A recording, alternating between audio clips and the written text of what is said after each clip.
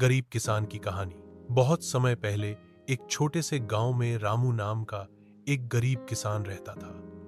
उसका घर मिट्टी और फूस से बना था। छप्पर से बारिश टपकती रहती थी और दीवारों में दरारें थीं। घर में उसकी पत्नी गीता और दो छोटे बच्चे सोनू और मोनी रहते थे। उनके पास कुल मिलाकर 2 बीघा जमीन थी, जिस पर वर्षा पर निर्भर खेती की जाती थी। कोई बड़ी खेती नहीं, न कोई बड़ा औजार, बस एक बैल और हल।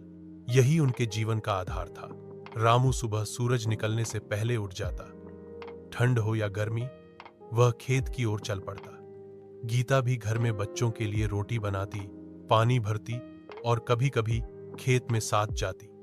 वे दोनों अपने छोटे परिवार को बेहतर जीवन देने के लिए दिन रात मेहनत करते, लेकिन फसल इतनी कम होती कि मुश्किल से महीने का खर्च चल पाता। कई बार तो घर में खाने को सिर्फ मोटा अनाज रह जाता और बच्चों को आधे पेट ही सोना पड़ता।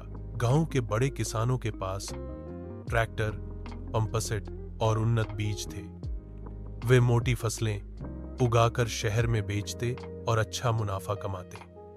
वहीं रामू को पड़ोसी के खेत में मजदूरी करनी पड़ती थी।